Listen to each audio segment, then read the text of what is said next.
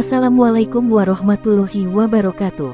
Allahumma sholli ala Sayyidina Muhammad wa ala ali Sayyidina Muhammad. Pemirsa yang dirahmati Allah, marilah kita simak ceramah dari Kiai Haji Abdullah Gimnastiar dengan tema agar bisa terus semangat dalam hidup ini. Sebelumnya marilah kita perbanyak sholawat minimal 1000 kali sehari, agar hidup kita penuh barokah dan mendapatkan syafaat kelak. Jangan lupa berikan dukungan kepada channel kami dengan memberikan super thanks seikhlasnya. Marilah kita doakan semoga Agim sekeluarga dan para penonton YouTube ini diberikan kesehatan dan diberikan kebahagiaan dunia dan akhirat. Amin ya robbal alamin. Bismillahirrahmanirrahim. Assalamualaikum warahmatullahi wabarakatuh. Alhamdulillahirabbil alamin. Alhamdulillahilladzi anzala sakinah fi qulubil mu'minin liyazdadu imanan ma'a imanihim. Allahumma sholli ala sayyidina Muhammad wa ala alihi wa ashabihi ajma'in. Apa kabar santri? Hari ini saya sedang jadi pejabat negara. Orang semangat itu kata kuncinya ambak. Apa manfaat bagiku? Ulangi apa? Semakin yakin akan manfaat, semakin semangat. Ilmu hadiah ini Allah sebetulnya yang mengajari. Allah mengajari pahala, Allah mengajarkan sorga. Jadi semakin seseorang berhasil mengetahui manfaat yang akan dia dapatkan, orang akan bersemangat. Insyaallah sempurnakan. Kalau orang tidak tahu manfaat, tidak semangat. Lalu kenapa orang tidak mau melakukan? Karena namanya ambak apa manfaat bagiku. Kalau apa bahaya bagiku, abah ya, itu saya, nggak boleh. Apa bahaya bagiku, abak, ya, terserah saudara mau nyingkat apa. Nah, jadi semakin orang tahu bahaya, semakin tidak mau. Makin tahu ini bahaya, makin tidak mau. Nafsu membalikan semuanya. Apa yang manfaat tidak disukai nafsu, apa yang bahaya bagi iman disukai nafsu. Mengerti? Apa yang manfaat? Nah sekarang apa yang paling manfaat bagi kita? Apakah dunia? Bukan. Yang paling manfaat itu satu, amanu, bagaimana kita makin kuat iman. Dua, wa'amilus sholihat, bagaimana bisa jadi amal soleh manfaat ya. Tiga, watawassaw bil haq, bagaimana kita bisa mendapat nasihat dan memberi nasihat, itu untung. Yang keempat, bagaimana kita makin bisa nahan diri, makin mengendalikan diri atau tidak, itu untung. Untung itu 4 ya. Menguatkan iman, jadi amal, tawassaw bil haq, tawassaw bis sabr. Nah, kalau sesuatu bisa menguatkan iman, nah itu untung yang asli. Sesuatu bisa jadi amal soleh, itu keuntungan. Sesuatu bisa menjadi nasihat bagi kita dan bisa juga jadi nasihat bagi orang, itu untung. Sesuatu yang membuat kita semakin berkualitas kesabaran kita dan bisa ngajak orang lain sabar, itu untung. Yang rugi adalah sesuatu yang bisa merontokkan iman, sesuatu yang tidak jadi amal soleh bahkan jadi amal salah, dosa, itu rugi. Sesuatu yang tidak punya nilai dakwah, itu rugi. Sesuatu yang bisa membuat hilang kemampuan mengendalikan diri, itu rugi.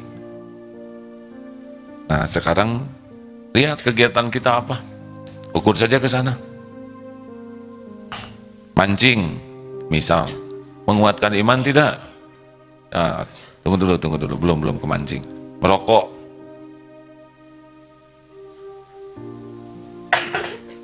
merokok menguatkan iman tidak?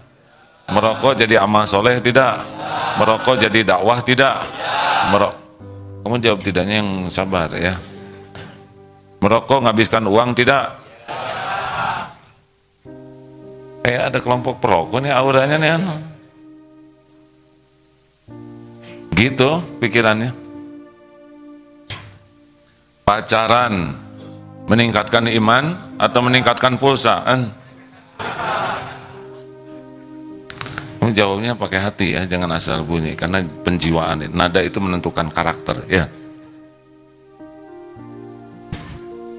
Ini harusnya di belakang, wajahnya memancing emosi ya. Sampai di mana tadi? Pacaran bisa meningkatkan iman tidak? Jawab. Melemahkan iman?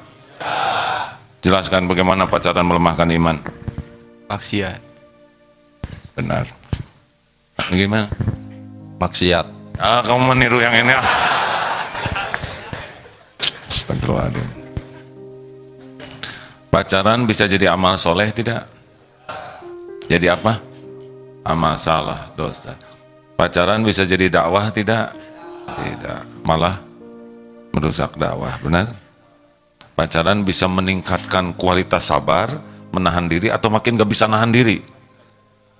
Oke, ambil keputusan ya.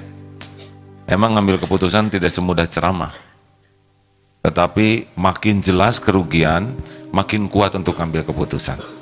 Nah, kita biasanya nafsu itu berlawanan dengan konsep tadi.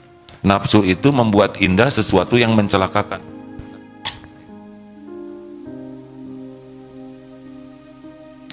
Gimana nih latar belakang pakai ini? Lebih jelas nggak yang putih itu? Ada? Saya ada di atas nggak? Mana? Ada? Ya, silakan. Mim, punten. Tes. Surat Al-Jasiyah ayat 23. A'udzu billahi minasy syaithanir rajim. أفرأيت من اتخذ إلهه هواه وأضله الله على علم وختم على سمعه وقلبه وجعل على بصره غشاوة فمن يهديه من بعد الله أفلا تذكرون. Maka pernahkah kamu melihat orang yang menjadikan hawa nafsunya sebagai Tuhannya, dan Allah membiarkan sesat dengan sepengetahuannya, dan Allah telah mengunci pendengaran dan hatinya serta meletakkan tutup atas penglihatannya. Maka siapakah yang mampu memberinya petunjuk setelah Allah membiarkannya sesat?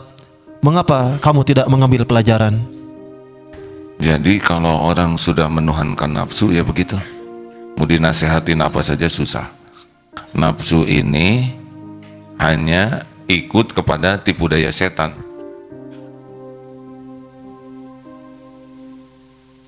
Jadi contoh tahajud, nafsu suka tidak? Jawab. Karena tahajud menguatkan iman. Karena tahajud itu amalan yang sangat utama. Tahajud itu bisa jadi dakwah, dan tahajud membuat kualitas kita mengendalikan diri makin prima. Makanya nafsu tidak suka. Saum, nafsu suka tidak? Tidak, sukanya makan aja terus, ya kan? Karena dengan saum iman menguat. Ngaji, nih pengajian begini, nafsu suka tidak? Oh, enggak suka. Karena kalau dapat ilmu, iman menguat. Makanya nafsu itu sangat-sangat mencegah orang belajar. Karena kalau dengan ilmu, iman menguat. Kalau iman menguat, nafsu melemah. Makanya dialang-alangin aja ke majelis ilmu tuh. Tidak usah heran, santri kita cukup banyak, tapi ada aja alasan untuk tidak ngaji. Gitulah, tidak usah aneh. Yang datang juga belum tentu pengen ngaji. Ada yang kena absen, dia datang karena kepaksa. Nah itu biasanya dia tidak menikmati ilmu tuh. Nafsu tidak suka kita baca Quran. Karena Quran itu satu huruf 10 kebaikan. Orang yang paling banyak baca Quran, banyak kebaikannya. Makanya dibuat males sekali baca Quran. Baca WA. Nafsu suka tidak? Suka. Kenapa? Karena melupakan Allah. Sedekah. Coba. Nafsu suka tidak? Makanya, walaupun kotak banyak, dilewat saja. Ada yang rajin ke masjid, tidak rajin sedekah. Belum cinta masjid. Karena orang pecinta masjid, pasti dia ingin hartanya manfaat untuk masjid. Ada yang sholatnya jamaah, tapi berat sekali mengeluarkan uang untuk masjid. Padahal ini semua butuh biaya. Karpet, listrik, air, sound system. Nah, karena nafsu nggak mau kita sempurna amalnya. Makanya latihan penting sekarang mengenal nafsu ya. Ini nafsu girang banget nih. Nah berarti dia lagi ngelawan itu kebenaran. Periksa lebih dalam lagi. Pasti rugi buat iman, rugi buat amal, rugi buat dakwah, rugi buat sabar. Benar? Maka kalau kita mau perkasa, lawan ini nafsu tuh. Katanya mujahadah itu adalah melawan nafsu. Seperti dengki ya. Dengki itu apa? SMS. Syusyah, melihat orang senang, sod ya, senang. Dan senang melihat orang syusyah. Gak usah gitu-gitu amat lah biasa. Jangan dipersulit ya. Jangan dipersulit, asal sulit. Bagaimana kalau kita dengki? Dengki itu pasti tidak suka muji dia, benar? Tidak suka melakukan kebaikan untuk dia. Kalau dia dipuji, pasti kita ingin melemahkan. Biasa aja lah. Itu adanya bagus ya, standar lah gitu. Mau ketemu tidak mau. Nah, kalau ingin sembuh dari penyakit dengki, lakukan apa yang paling tidak mau dilakukan. Tidak mau senyum, senyum. Paksa.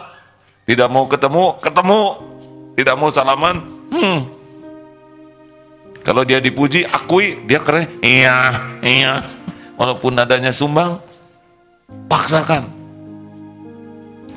Udah denger kan dulu cerita waktu jadi muadzin? Udah dengar belum? Siapa yang udah dengar? Kamu udah dengar? Ceritain. Ya, resiko ya. Nah, ini santri baru banyak yang belum dengar ya. Seguru saya ilmu jangan ganggu. Yang udah tahu boleh tidur. Ya dulu muadzin di Masjid At-Taqwa. Masih muda dulu. Belum menikah. Kata orang, wih kalau Agim azan suka tersentuh hati ini. Gara-gara mendengar itu, langsung tidak boleh ada yang azan lagi di sana. Ini wilayah kekuasaanku. Jadi memang azan tuh niatnya supaya orang kagum. Allah Maha tahu isi hati. Suatu saat ke masjid agak telat. Lagi di jalan ke masjid, azan berkumandang. Allah, siapa nih mengganggu kerajaanku? Wah, nyel di sini tuh. Seperti ada semacam benjolan di sini. Ada lagi yang lebih mengerikan. Ketika masuk ke masjid, ada orang yang nyeletuk gini, wah, ini azannya merdu sekali. Lebih bagus dari yang biasa. Itu gempa. 8 skala Richter. Mulai saat itu, langsung mengatur strategi, agar dia tidak azan sekalipun. Saya datang lebih awal. Tahu-tahu lagi sholat sunnah, masuk waktu subuh. Dia azan. Hancur itu sholat saya. Allah. Jadi selama sholat itu mematangkan strategi untuk menggagalkan azan dia besok. Akhirnya saya putuskan mikrofon disembunyikan. Ya, habis azan. Ya. Aduh, astagfirullahaladzim. Ini saya tidak boleh bangga dengan dosa ya. Tapi faktanya begitu hadirin. Saudara tahu di mana mikrofonnya disembunyikan? Di bawah sajadah ya. Tapi kan kabelnya nongol hadirin. Jadi lagi sholat ditarik oleh dia, Allah, mau berhenti sholat nggak bisa. Derita tiada akhir selama sholat itu. Nggak pernah mau ketemu, nggak mau salam. Kalau dia ada di masjid saya wudhu, balik lagi di rumah. Begitulah kekanak-kanakannya, dan memang masih kanak-kanak waktu itu. Maksudnya jiwanya masih kekanak-kanakan. Sampai Allah menolong, apalagi kalau beliau mengimami, hancur hidup saya ya. Allah, Bismillahirrahmanirrahim. Ini mah Saya juga punya, ini mirip kaset. Saya juga punya kasetnya, bagusan kaset. Terus saya ngarep lupa ayat, dosa aja. Astagfirullahaladzim. Allah Maha tahu ya. Allah Maha tahu hati saya. Allah Maha tahu culunnya hidup saya. Tapi Allah juga tahu saya senang ke masjid. Allah menyempurnakan. Nah, lagi duduk di ruangan sound system waktu itu, datang tukang jualan buku-buku. Dulu ada, zaman dulu tuh kalau jualan buku tuh digendong ya, dibuntel tuh. Sekarang masih ada nggak? Udah nggak ada mungkin ya. Masih ada kah? Udah nggak ada. Dulu ada yang ke masjid-masjid buka. Takdirnya dapat buku judulnya Bahaya Dengki dan Pengobatannya, ditulis oleh Imam Ghazali. Udah kertas buram, covernya hitam biasa. Saya baca aja. Pas dibaca, cocok dengan keadaan kehidupan saya waktu itu. Mendidih hati, tidak kuat. Pokoknya apa yang diceritakan di buku itu cocok. Ya Allah, ini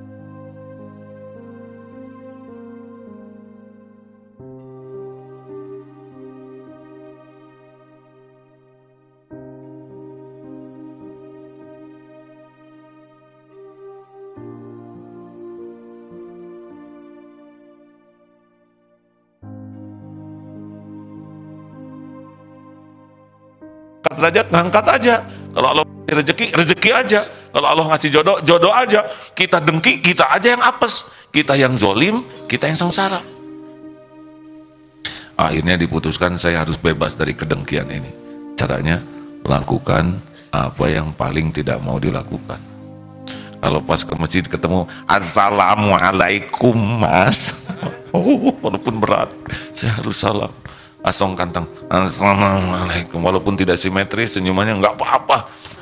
Yang paling mengerikan waktu mau azan, saya udah siap azan, beliau datang, silakan. Waduh, itu tekanan batinnya ya. Silakan mas. Kan paling nggak mau tuh. Dan kalau beliau dipuji, si mas itu ya ilmunya banyak. Iya. Hari pertama luar biasa beratnya, kedua mulai ringan, dan alhamdulillah seminggu hadirin, berkah pertolongan Allah, beliaulah yang jadi guru saya, gitu. Ilmunya banyak, cuman karena saya dengki, saya tidak bisa dapat apa-apa selain dosa. Nah, inilah suatu episode waktu dulu betapa letihnya jadi pendengki. Nah, nafsu itu benar-benar membuat kita jadi pendengki, jadi sombong, jadi munafik, jadi fasik. Belajarlah untuk berhitung kerugian dan belajarlah untuk mujahadah, mengalahkan, mengendalikan nafsu. Caranya apa bahayanya bagiku? Begitu? Nggak boleh nggak ngitung hadirin, karena hidup ini harus berhitung terus. Allah yang nyuruh. Afala tatafakkarun, afala yatafakkarun. Mengapa engkau tidak mikir? Ada pertanyaan, silakan. Ada? Kita simak dulu ayatnya ya. Silakan Ustaz. Surat An-Nisa ayat 76. An-Nisa ayat 76. Bismillahirrahmanirrahim. الذين آمنوا يقاتلون في سبيل الله والذين كفروا يقاتلون في سبيل الطاغوت فقاتلوا أولياء الشيطان إن كيد الشيطان كان ضعيفا. Orang-orang yang beriman, mereka berperang di jalan Allah, dan orang-orang yang kafir berperang di jalan Taghut. Maka perangilah kawan-kawan setan itu, karena sesungguhnya tipu daya setan itu lemah. Ya, setan itu cuma bisa ngebisikin, kendaraannya nafsu. Jadi kalau nggak diturutin juga nggak bisa apa-apa setan itu. Hanya memang menampakkan indah sesuatu yang buruk, menampakkan keren sesuatu yang bahaya. Makanya hati-hati. Apa ciri-cirinya? Ciri-cirinya kalau sudah makin nafsu, makin kering hati kita. Makin tidak ada lagi nikmatnya ibadah, tidak ada lagi nikmatnya munajat. Itu nafsu tuh seperti itu. Kalau nafsu makin terkendali, nikmat. Tahajud itu nikmat, doa itu nikmat, sholat itu nikmat, tilawah Quran itu nikmat, zikrullah itu nikmat. Nah, kalau nafsu makin terkendali, nikmatnya di sana. Tapi kalau kalah oleh nafsu, sepertinya nafsu itu nikmat, padahal seperti air laut, makin diminum makin haus. Pasti tipu dayanya tuh makin, dan kalau menjurus kepada memuaskan nafsu, sepertinya enak, tapi aslinya tidak bahagia. Iya, orang yang diperbudak nafsu itu tidak pernah bisa bahagia. Semuanya serba fata morgana. Saudara sekarang diperbudak nafsu beli barang. Ada ibu-ibu pengen barang, pengen tas bagus, kepikiran dalam sholat, tabungan, udah dapat. Berapa lama tas itu bahagia? Seminggu. Udah itu udah mikirin tas yang lain. Itu yang diperjuangkan habis-habisan, dibungkus, teronggok saja begitu. Berapa banyak pilihan karena nafsu yang kita hanya kebagian capeknya saja. Ada apa? Kan? Apa? Kedinginan. Oh, pakai selimut ya. Oh, kena angin. Berarti kipas anginnya yang dimatiin ya. Jangan sampai tewas ya. Oh, Pak Agus, mungkin kipas anginnya harus bergerak ya. Itu pada diam gitu. Gerak. Maksudnya bukan kipasnya yang bergerak. Perasaan nggak bergerak. Dek, itu bergerak nggak tadi gini-ginian nggak? Enggak. PKM tolong dicatat. Setiap kipas angin diberi nomor. Ada nomornya nggak? Belum ada. Pakai nomor semua ya. Karena kalau perbaiki kipas angin, pusing nyarinya banyak. Kalau kipas angin nomor 3 tidak bisa bergerak. Gitu kan? Ya, kalau kipas angin ada 15 di sini, 20, perbaiki kipas angin tidak bergerak, semua dilihat. Tapi kalau ada nomornya, kipas angin nomor berapa itu? Nomor 2 tidak bergerak. Lebih mudah. Benar? Baik, begitulah. Ada pertanyaan silakan. Ya, Dek. Ini teh, warna ini teh apa? Ungu. Maaf ya, saya disleksia. Jadi kalau lihat warna bingung, abu-abu, biru, ungu. Bukan pink kan? Saya udah tahu pink ya. Silakan. Bismillahirrahmanirrahim. Assalamualaikum warahmatullahi wabarakatuh. Waalaikumsalam warahmatullahi wabarakatuh. Semakin saya meningkatkan keimanan saya, semakin saya ingin berlatih meningkatkan keimanan saya, hasilnya malah semakin futur, Pak. Semakin ingin meningkatkan keimanan, hasilnya semakin futur. Malah lebih parah daripada. Lebih parah gitu. Kenapa? Kenapa kira-kira? Penyebabnya apa? Ayo jawab. Saya tidak tahu, saya minta solusinya dari Makanya nanya ke saya kan. Ya. Nah saya kan bingung. Kenapa ingin mendekat ke Allah hasilnya makin jauh? Menurut saya, pertama mungkin tafakurnya belum bulat ya tentang ambak itu. Saya kesibukannya apa aja, kok futur? Itu pasti ada tuh yang menyebabkannya. Biasanya mah dosa ya. Duniawi, cinta dunia, sibuk dengan aktivitas sehingga nggak ada jedanya. Ibadah juga kalau berlebihan itu bisa futur loh, karena jadi nggak ada nikmatnya. Makanya ibadah juga jangan berlebihan. Baca Quran sehari 30 juz misalkan, udah itu diopname karena nggak makan, nggak minum, nah itu nggak benar ya, proporsional saja. Coba diidentifikasi deh ya, apa nih harus. Dan jangan suka ditalar, ditulis ya. Apa nih dosa saya apa? Saya menulis ya. Oh ini dosa saya ini. Oh ini maksiat saya. Kalau saya terus lakukan ini, apa? Kenapa saya melakukan dosa ini? Berulang-ulang. Penyebabnya apa? Kerugiannya apa buat saya? Gimana kedudukan saya? Nah nanti ngejarnya tuh, gimana kalau Allah nggak suka ke saya? Cilaka kalau saya dibenci Allah, benar? Tambahan lagi, gimana kalau saya mati? Hadirin, memang mujahadah ya, tidak sesederhana ceramah. Sama, saya juga jatuh bangun, ada lagi jatuh bangun ini tuh ya. Aduh astagfirullahaladzim, kenapa saya kok jadi selemah ini? Takdirnya tadi lihat ilmu katak. Ada katak, dia orang ini kenapa saya gagal terus? Ternyata dia lihat katak. Katak itu lagi nyebrang di sungai, terpleset, jatuh lagi, naik lagi. Diam sebentar, naik lagi, gagal lagi, sampai 12 kali mau nyebrang tuh di batu. Tapi suatu saat ketika loncat, dia benar-benar menjejakkan kakinya tuh all out dan lolos. Oh, kita mungkin baru 5-6 kali ya. Ada satu lagi biasanya dalam mujahadah yang membuat kita sering tidak sukses tuh kurang mengandalkan Allah. Jadi meminta gitu, tolong ya Allah cabut nih dosa ini, halang-halangi. Nah itunya kurang karena ada senengnya ya. Halo, kan nafsu tuh kelihatan seneng. Nah kita tuh suka nggak pengen kehilangan seneng ini. Nah minta dicabutnya ini yang rada susah tuh. Karena kitanya juga lebar ya. Tahu lebar? Lebar ya. Ada gajah, udah tahu kan gajah? Walaupun gajahnya besar, rantainya tuh nggak pernah besar tuh. Kenapa? Karena dari kecil gajah tuh sudah dirantai. Jadi setiap kali dia mau melepaskan, susah karena gajah kecil rantai besar. Nanti gajah makin lama makin besar, rantainya tuh biasanya tidak besar. Kenapa dia nggak mau lepas? Karena udah kekunci di pikirannya dari kecil, nggak bisa lepas gitu.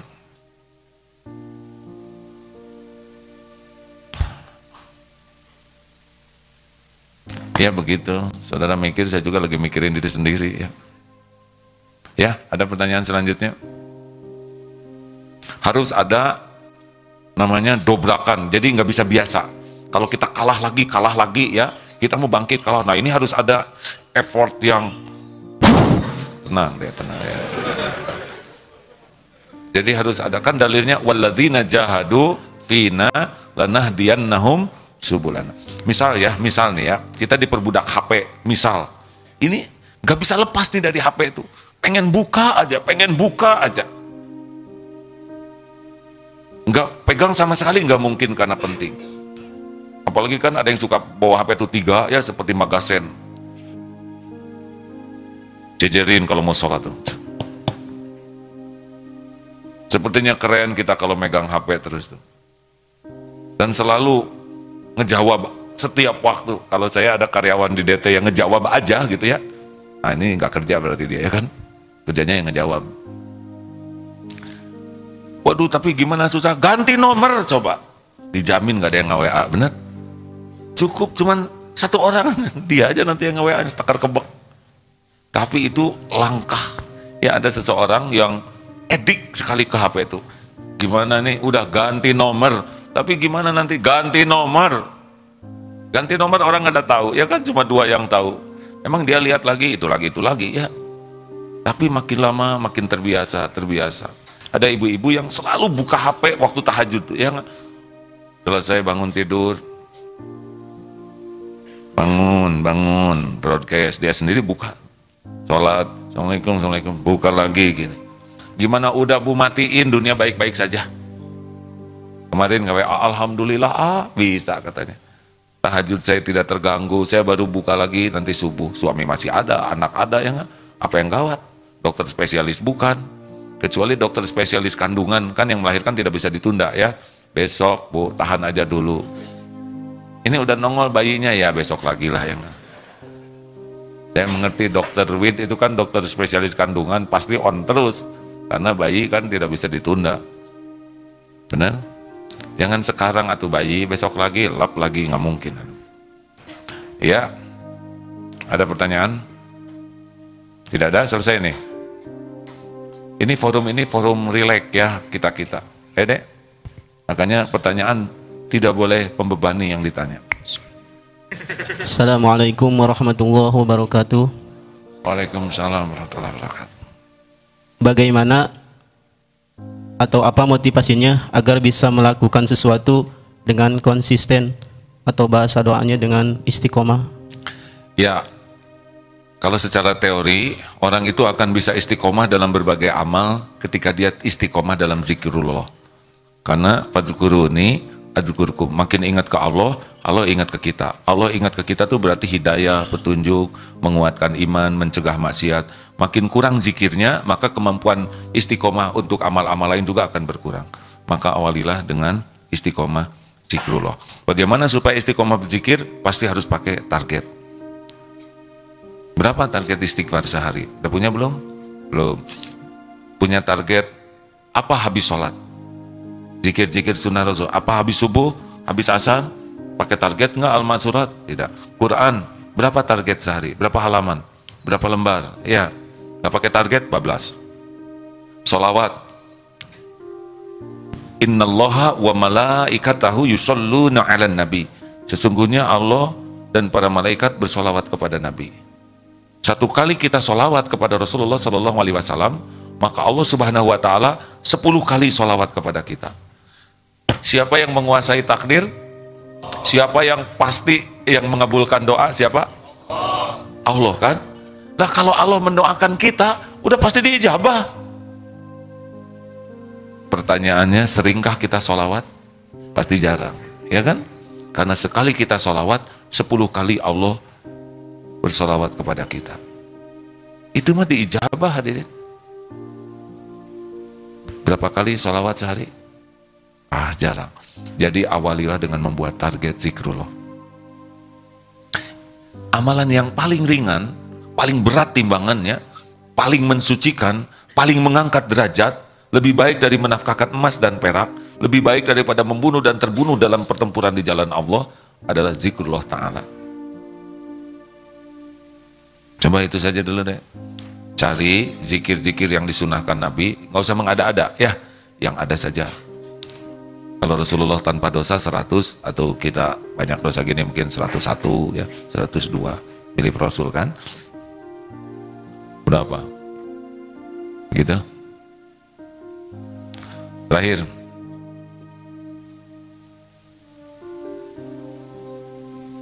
Apa nanya? Salam. Enggak. Kedengaran. Karena A bilang saya menerjemahkan ya. Satu. Kalau dengki itu, cara mencegah dengki dengan cara melakukan yang tidak ingin dilakukan. Siapa? Misalkan dia kesal sama saya, terus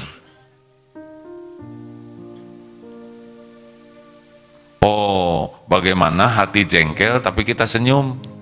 Apakah bukan munafik? Justru kita lagi ngobatin.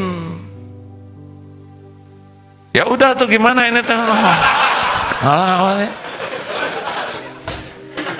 Justru kita teh ingin menyamakan bibir dengan hati, ya kan?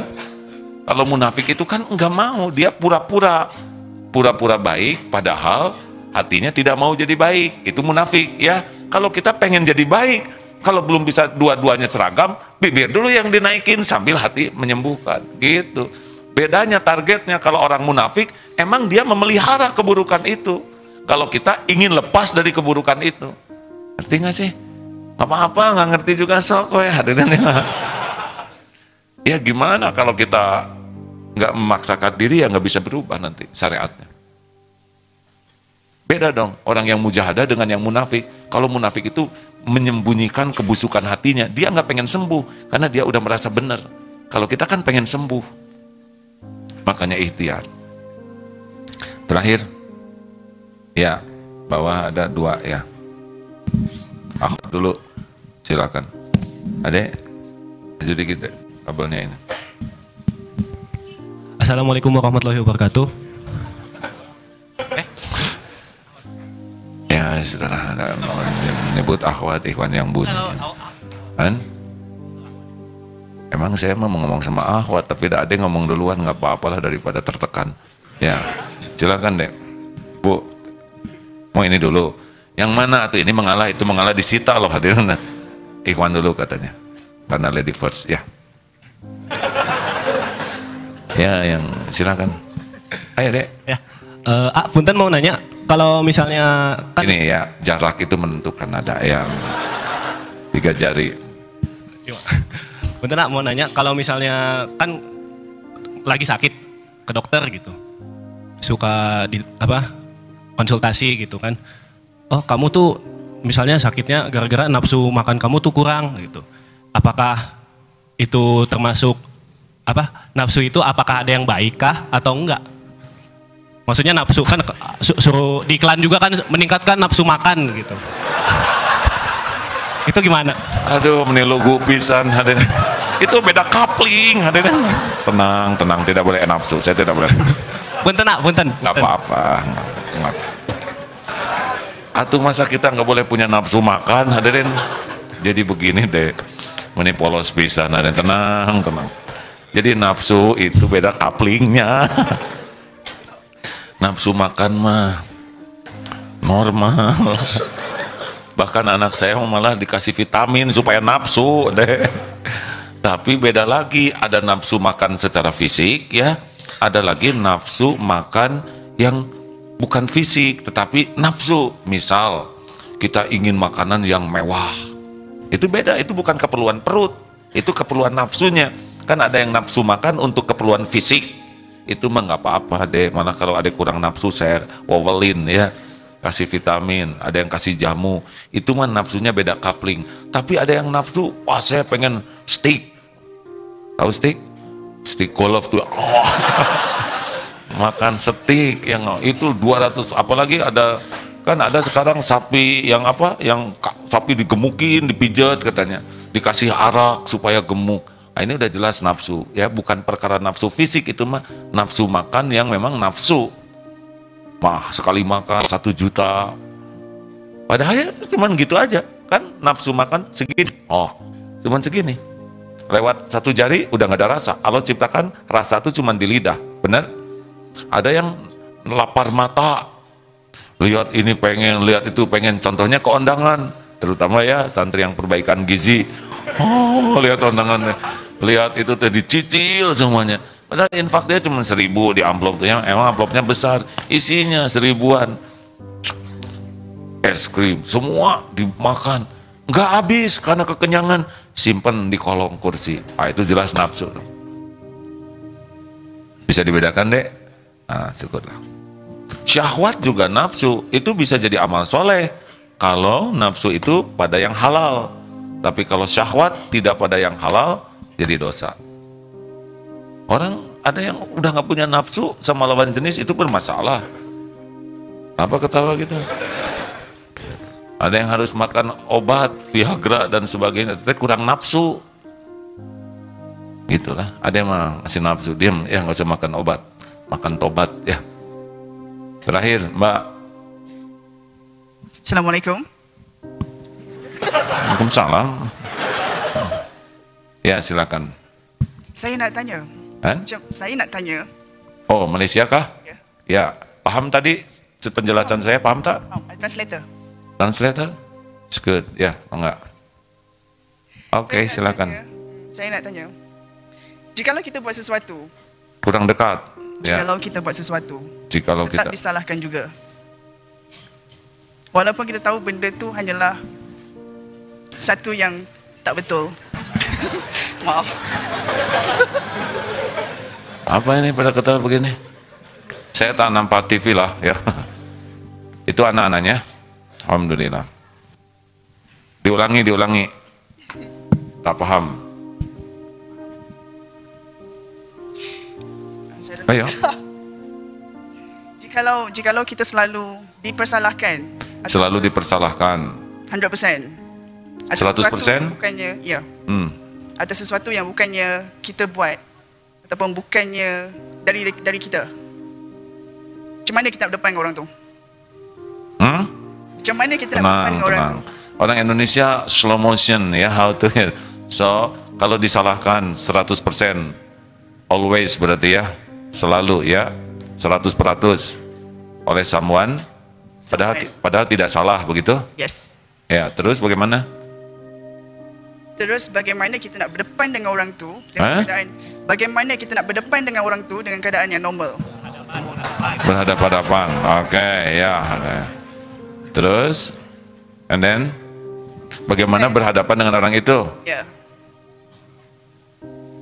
Begini berhadapan aja. It's okay. I try to understand ya. It's not so easy, you know. Okay. Bagaimana kalau kita disalahkan padahal kita tidak salah? Satu, ini pasti ujian dari Allah. Please listen to me. First, satu, ini pasti biiznillah. Ini terjadi dengan izin Allah. Ma asaba min musibatin illa biiznillah. You can follow my explanation? Halo? Yes. I think it's better to answer in English, okay? Okay. Satu, ya. Ini. Ternyata susah hadirin mau ngomong in English deh ya.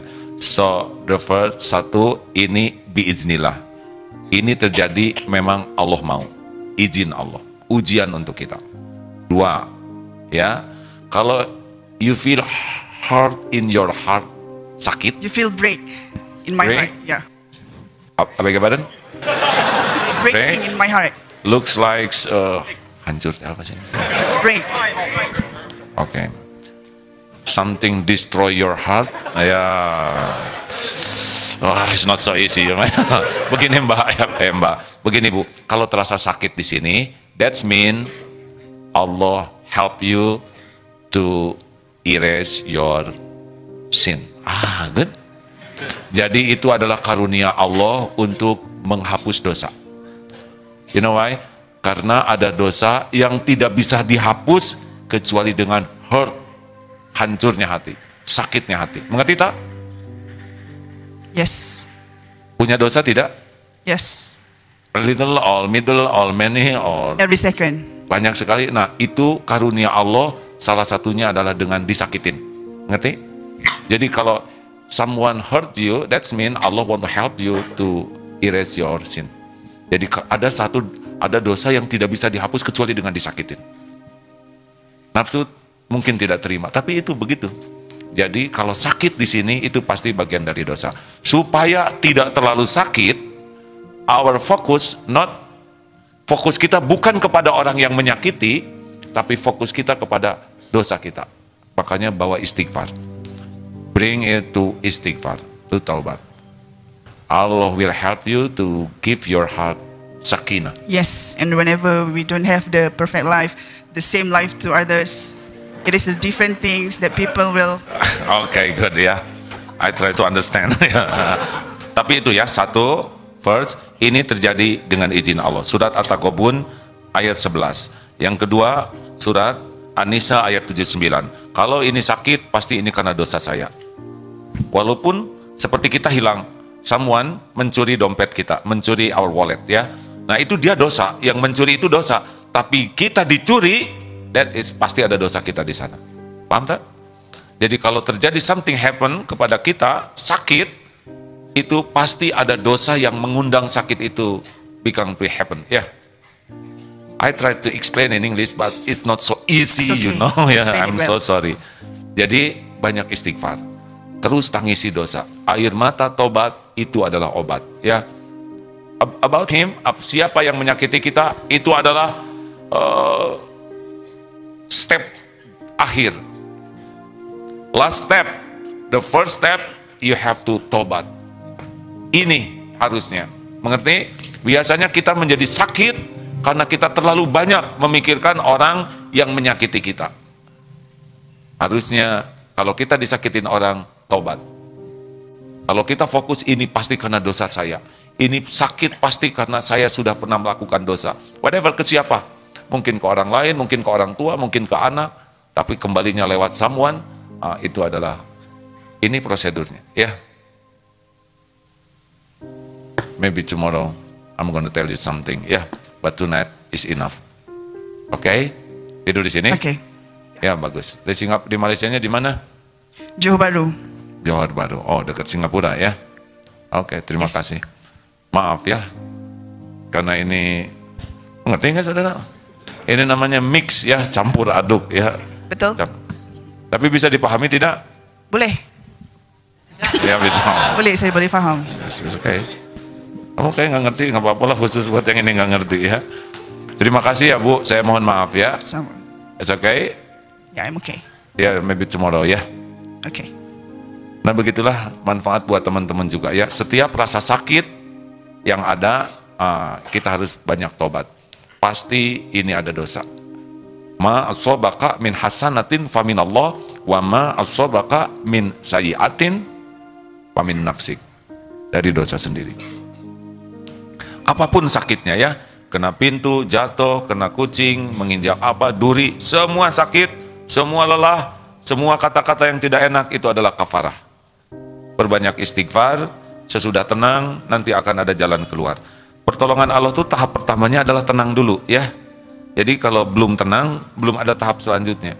Jadi Rabbis rohli sadri. Biasanya ini tenang, baru wayasirli amri, baru nanti akan ada jalan keluar. Jadi sepanjang hati masih begini, sulit untuk mencari jalan keluar, makanya tobat. Tobat itu adalah first way to have sakinah in your heart. Terima kasih hadirin. Ada satu ayatnya, silakan. Surat Asy-Syura ayat 30-31. Surat Asy-Syura ayat 30-31. 30-31. Bismillahirrahmanirrahim. Wa ma asabakum min musibatin fabima kasabat aydikum wa ya'fu an katsir. Wa ma antum bimu'jizina fil ard wa ma lakum min dunillahi min waliyyin wala nasir. Dan musibah apapun yang menimpa kamu adalah karena perbuatan tanganmu sendiri, dan Allah memaafkan banyak dari kesalahan-kesalahanmu, dan kamu tidak dapat melepaskan diri dari siksaan Allah di bumi, dan kamu tidak akan memperoleh pelindung atau penolong selain Allah. Begitulah, semua pahit itu diundang oleh dosa sendiri. Perbanyak tobat, insya Allah Allah menyelesaikan masalah-masalah kita. Kita tidak bisa menyelesaikan masalah dengan kemampuan kita, tidak bisa.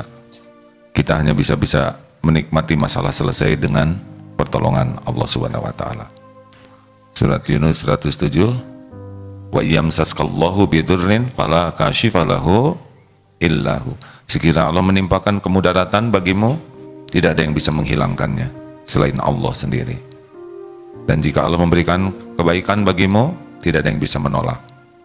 Allah berikan kebaikan kepada siapa yang Dia kehendaki, wa huwal ghafurur rahim. Allah Maha Pengampun lagi Maha Penyayang.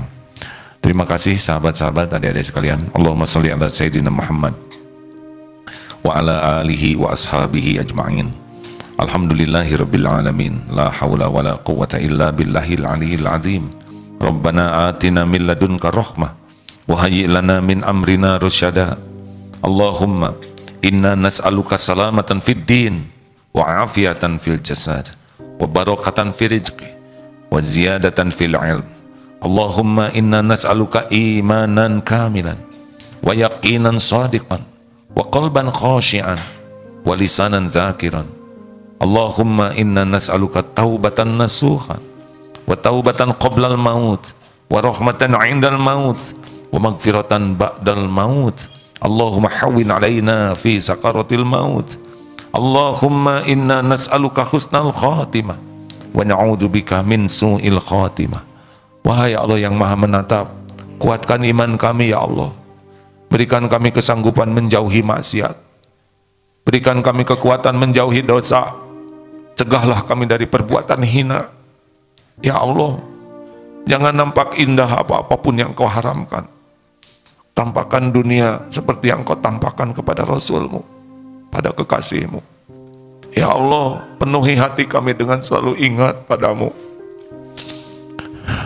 Penuhi hati kami ya Allah dengan kerinduan mendapatkan cinta-Mu. Jangan ada yang mencuri hati ini ya Allah sehingga kami melupakan-Mu. Jangan ada yang memperdaya hati ini ya Allah selain sibuk bersama-Mu. Jadikan hanya Engkau yang memenuhi hati ini. Hanya cinta-Mu yang kami cari. Hanya perjumpaan dengan-Mu yang kami rindu. Ya Allah, kuatkan iman kami menghadapi semua godaan, cobaan. Hanya Engkau yang menggenggam hati ini. Ya muqallibal qulub, tsabbit qulubana ala dinik. Rabbana atina min ladunka rahmah wa hayyi lana min amrina rasyada. Rabbana la tuzigh qulubana ba'da idh hadaitana wa hab lana min ladunka rahmah innaka antal wahhab. Jangan cabut ya Allah nikmat ini, nikmat iman ini. Jangan biarkan kami condong kepada kesesatan sesudah Engkau memberikan hidayah. Ya Allah, Rabbana atina fid dunya hasanah wa fil akhirati hasanah wa qina adzabannar. Subhana rabbika rabbil izzati amma yasifun. Wassalamun alal mursalin walhamdulillahi rabbil alamin.